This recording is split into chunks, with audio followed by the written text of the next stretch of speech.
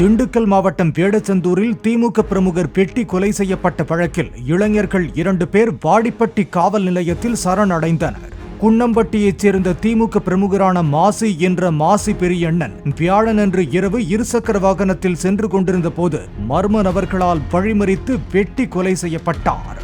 குற்றவாளிகளை உடனடியாக கைது செய்ய கோரி உறவினர்கள் மற்றும் கட்சியினர் மறியல் போராட்டத்தில் ஈடுபட்டனர்.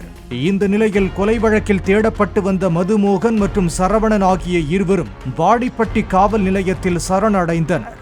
மதுபான விடுதியில் மது அருந்திய போது ஏற்பட்ட தகராறில் மாசி தங்களுக்கு கொலை மிரட்டல் விடுத்ததால் அவரை கொன்றதாக இருவரும் வாக்குமூலம் அளித்திருப்பதாக கூறப்படுகிறது.